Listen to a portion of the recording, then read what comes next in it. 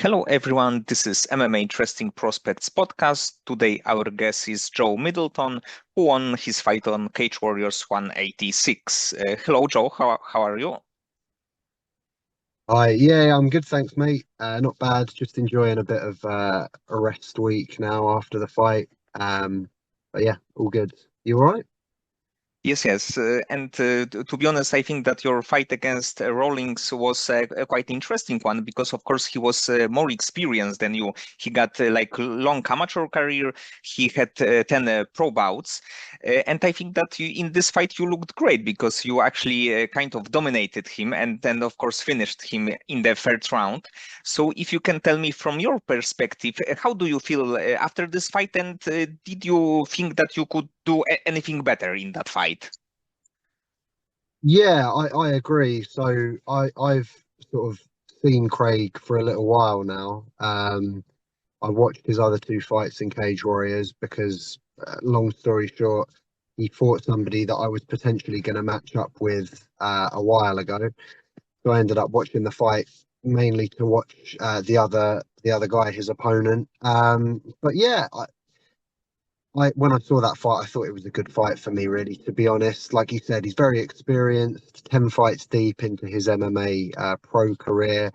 And if you look at his amateur fights as well, he's fought some good guys. Like Oban Elliott comes to mind, who's obviously in the UFC now. Um, so he's fought good guys. But I thought the fight would pretty much go that way. My record is deceptive and a little bit confusing, I think, to people that are quite new to the sport potentially. So I started a long time ago when I was very young, and back then MMA was still kind of on the up in the UK, and there wasn't such a massive database of fights. So if you had an amateur fight, it didn't always get recorded. So a lot of my fights that I had years ago aren't even anywhere. You can't even find video footage of them.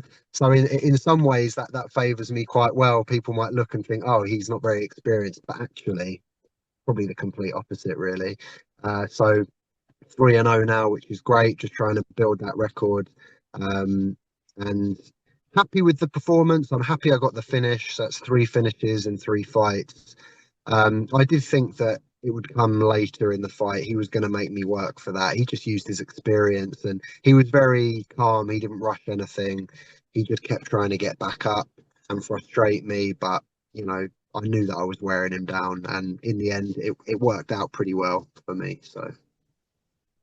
And of course, it's like a really cool thing when you can finish your opponents in like 30 seconds. But in the end, it was like third round finish. You didn't eat any punches actually. So I think that this minutes in the cage can be really like valuable because you showed that you are ready for fight. To be honest, like a 15-minute fight, and in the end, you finished him in the third round. And also, I think that finishes in the third round overall are quite rare thing. It's more of the first or second round finish, or it will be a decision, and you are showing that you can finish the opponent even late in the fight.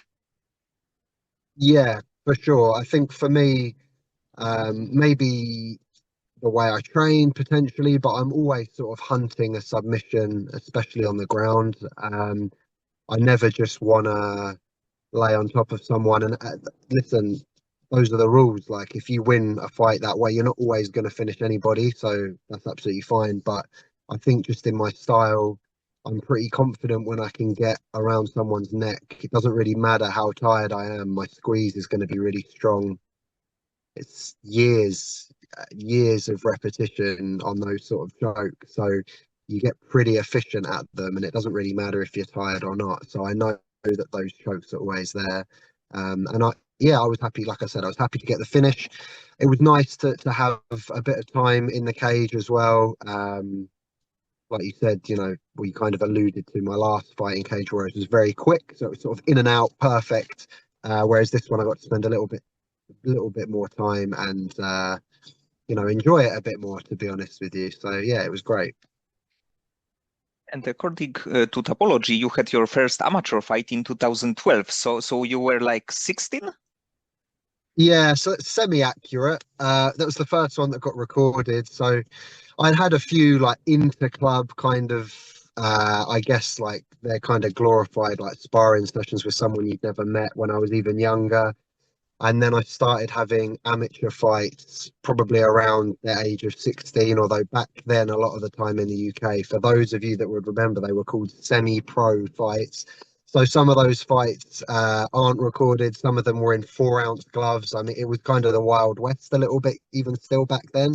Um, but yeah, I fought Jamie Richardson, which is on my record. Obviously, he's been in Cage Warriors for a long time. I think we're around the same age.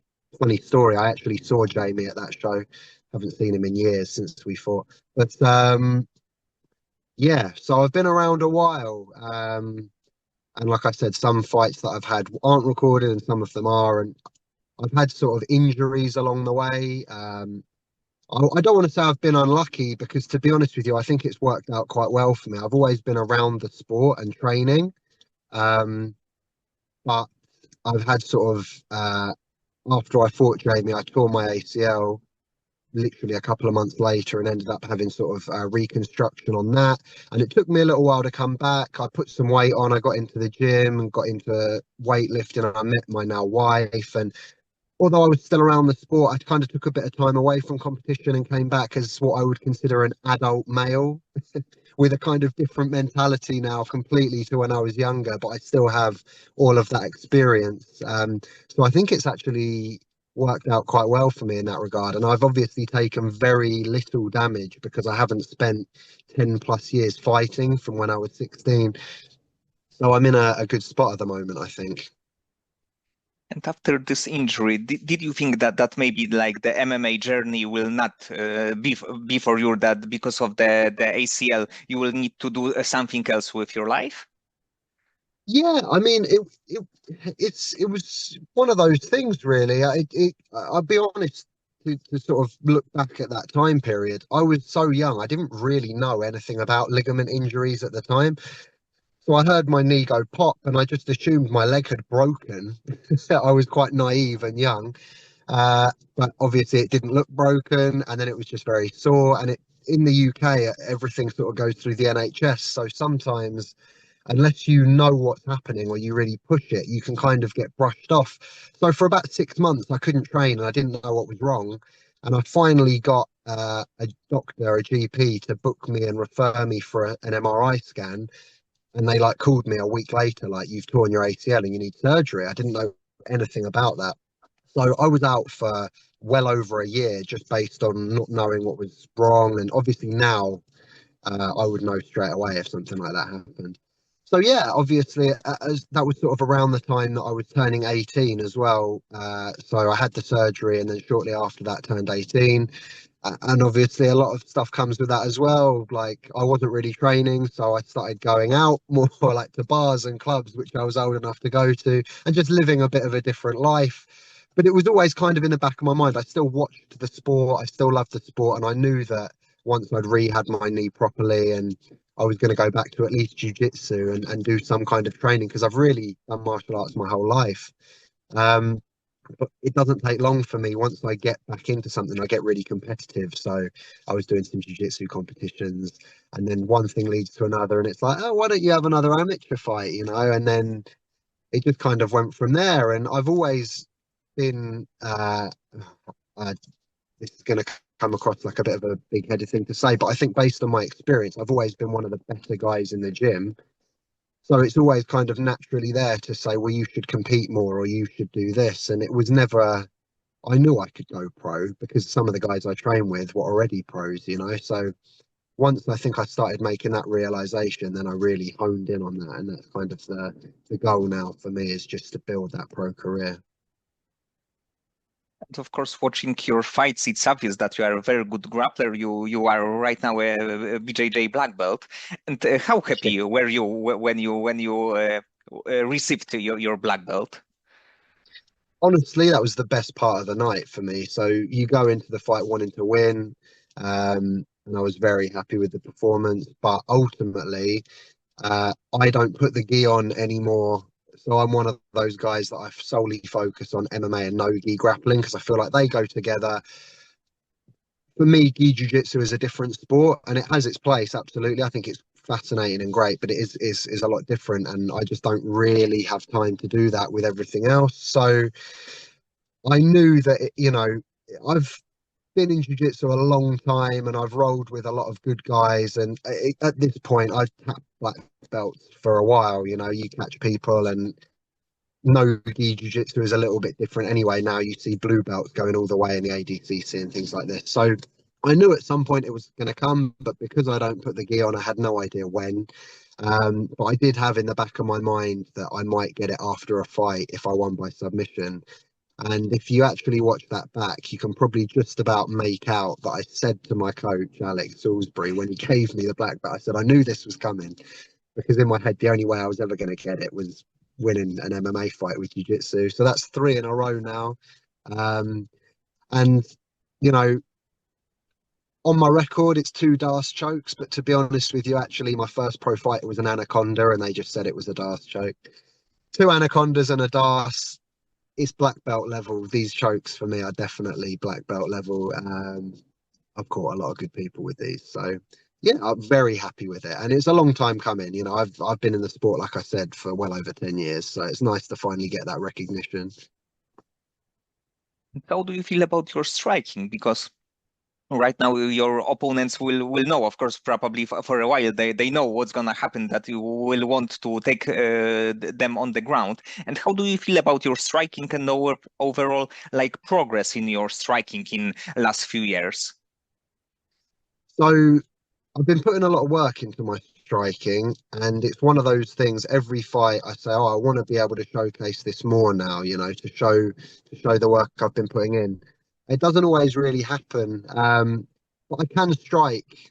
And a lot of the times, if you speak to the guys that I'm sparring with in the gym, they'll always say, your striking's good. It's just nobody's really seen it if they don't know you. I think for me, it will display itself in the right fight. At the moment, my plan A is working quite well, which is to wrestle, take guys down, beat them up on the ground, and get the submission.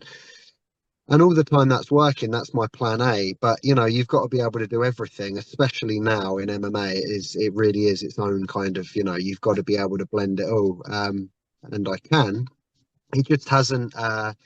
It hasn't happened in my first 3 fights that I've really had to use it yet. But I guess there was a little bit more opportunity in this fight as it went a little bit longer. I threw a nice head kick in there, and there was like a couple of exchanges. But it will come with time. People will see, and I'm working on it. Just as much as everything else. At the end of the day, you've got to work everything these days. But yeah, it's definitely something that I'm hoping maybe in my next fight I get to showcase a little bit more. And I think that right now you are in a really good position, because you are in Cage Warriors, you are an undefeated fighter, and what do you think should be next for you? Because the middleweight division right now, the Dario Belandi is middleweight champion, and I think that with maybe 1 or 2 wins, you would be like perfect guy to challenge him for the title. Do you see this in the next few months or 1 year, let's say? Yeah, I'm glad you said that, because it's something that I've kind of been pushing for, really. I agree. So depends on which division. The lighter weight classes tend to have a lot more volume of guys, and maybe you have to put more wins together. But for me right now, like you said, I'm undefeated. I've 3 finishes, 2 wins, 2 finishes in Cage Warriors. I've said it before, but I'll say it again. My first opponent, Arasti, that I fought in Manchester, actually fought Dario. Lost by triangle, fair enough, but I actually thought he had a decent showing up until that point. It was quite back and forth until Dario got the submission. So why not? I make no qualms. I'm here to go as far as I can and see where I can take it. And for me, that's getting to the Cage Warriors belt. And then that opens up a lot of avenues, as you said, possibly even beyond that, which would be absolutely fantastic for me. That's what I'm looking at. At my age as well, I'm not looking to say I'm going to fight 5 times and get to the belt. 3-0. I think if I get 1 or 2 more big wins, against maybe a slightly more higher level opposition, then why not? That puts me in a great situation. And you've seen it before in Cage Warriors as well, where I think Dario defended the belt maybe a couple of fights ago against was it Robin Roode, someone along those lines, who literally just comes straight into Cage Warriors off of having a few fights in other sort of regional promotions. So yeah, if they need an opponent for Dario, I'm here. I think I probably need one more win. But you know, that's the goal. That's what I'm looking at. I definitely one or two, and then I'll be right in the position that I want to be in, which is to challenge for the belt. That's if Dario's still the champion. A lot can change. I know that every time he wins, his fans and his people are commenting UFC, UFC. So if he keeps winning, he might get that opportunity. I know Will Curry as well is another one who's now back in Cage Warriors. Maybe going to Contender Series again by the sounds of it, but maybe not. To be perfectly honest, it makes sense for them to run that fight again. Will Curry has a win over Dario. They're both in Cage Warriors. Why wouldn't Will Curry fight for the belt if he's not going to the Contender Series? But yeah, I've got my eyes on everybody at the top. For me, they would all be great matchups, and that's in my head. I'm looking at the belt. And in the end, if the title would be vacant, there would be like two spots to fight for. So it may be even the better situation for you. Yeah, that could happen. That could happen. I mean, how many fights does Dario have to win before he maybe gets that opportunity?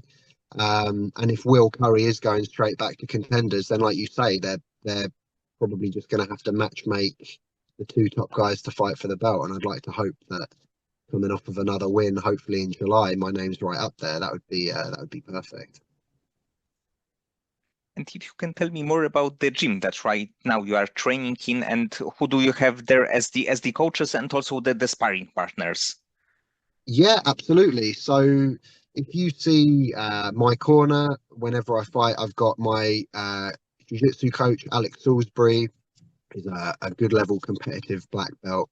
And he has a gym local to me called Novo BJJ. You might see some stuff on Instagram. He likes to post quite a lot on the socials, but it's a great gym. We've got Stephen Hill as well, who's just signed with Cage Warriors, come in out of Bellator. So he's had some fun, had a good pro career so far. I think he fought maybe 4 times Bellator. He's coming to Cage Warriors now, so he's one of my main sort of training partners when it comes to like the grappling side of things, jiu-jitsu wise. And we've also got some good amateurs coming up as well. And then I have my other corner man is John Hathaway. So a bit of a throwback there, but British MMA legend, as I always say. I don't know the exact number, but at least 10 fights in the UFC, had an incredible record, wins over like Diego Sanchez, fought Dong Yong Kim, main evented a UFC card in China. Just a wealth of experience and knowledge, incredibly underrated and still an unbelievable MMA fighter. So he has a gym called Umbra. It's a little bit further away from me, but I will travel there to train with John and also spar John. So MMA sparring mainly we're looking at John is one of my coaches and some of the guys he's got there as well, and sort of being able to use these two gyms together allows me quite a lot of bodies to work with, and you'll get other fighters as well that drop into the gym, even if it's just like once or twice a week. To get the chance to spar them and yeah, it's working for me at the moment. I will say as well, I want to shout out GB Top Team. So for this camp, I'm not from London, but I'm about an hour and a half commute away, and I made a point that I wanted to try and just get different looks and maybe go somewhere else. And you know, for me, I think it's quite important if you can to travel and try and get into these gyms and you know pick up some knowledge and train with guys that you might not otherwise get to train with. So I was going up to GB Top Team at least once a week, either to spar or for Brad's like wrestling sessions, which were really good. Brad was really cool, super accommodating to me as well. So definitely plan to carry on that as well in my next camp. Yes, I agree that having this like different looks, it's good for you because you are actually go out of your comfort zone, which I think also is Yeah, really important. And before you also mentioned like John Hathaway, and I think that he's like the kind of legend of the sport. And even I remember this fight with Diego Sanchez. It was, I believe, 2010 when Diego yeah, was after BJ Penn title fight, and John was that's like right. at that point like super big prospect, and it's would be of course better if the career would go like it should go for him, because I think that in the end he was like super talented fighter, even like fighting for the title in the UFC actually. Yeah. Yeah, he was on that kind of trajectory, I think. He was a little bit unfortunate, had some health issues and what have you that slowed him down, but it's still just fantastic rounds for me. And, you know, at the end of the day, when you look at the level he was at in the UFC, that can only be a good thing for me getting to train and spar with someone like that. And then you go into a fight, it doesn't really matter who it's against because you know you're having hard rounds with someone that's been in there with like the best in the world, you know? So yeah, very, very blessed to have someone like that fairly local to me to be able to use.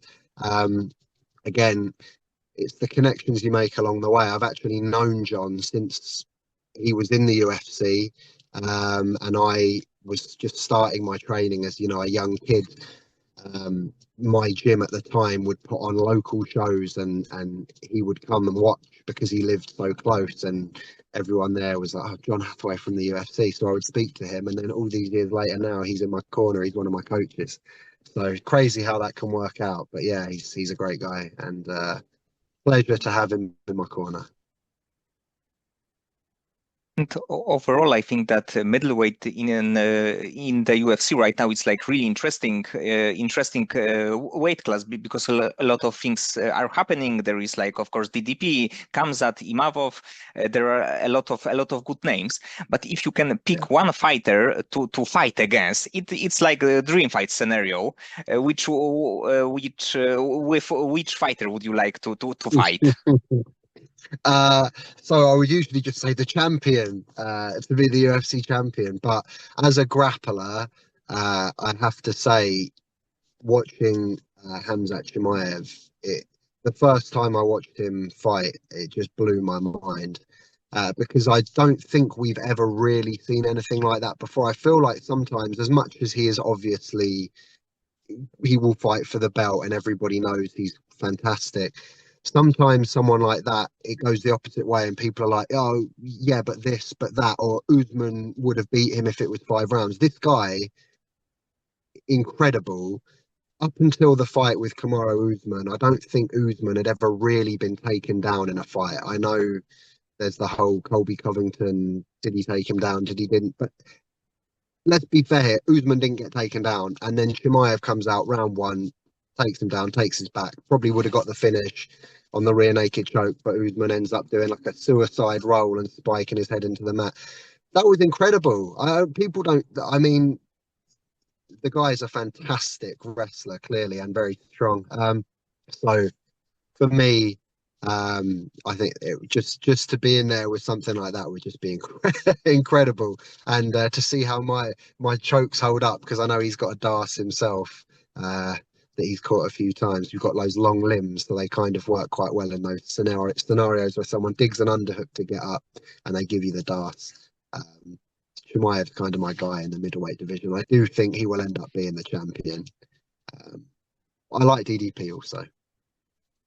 Yes, I think that it would be like a really good fight, but I think that also that comes that might be a little bit too much. Of course, it would be interesting to see what's gonna happen in like a fourth or fifth round, but it like DDP need to survive the like 15 Which you minutes, can so get. it That's it right. might be tough. The, the one thing I would say about that fight is we haven't really seen Chimaev against someone that you would say say is a true middleweight in the sense that DDP is massive. You know, you can tell by looking at him in pictures and in comparison. He's a big, big guy. You maybe would have seen that if Chimaev fought Costa, but it didn't happen. You know, with someone like Whitaker, although I'm sure he's not a small guy, Chimaev didn't seem you know, to be phased, and he just sort of blasted through him and was able to sort of have his way with him.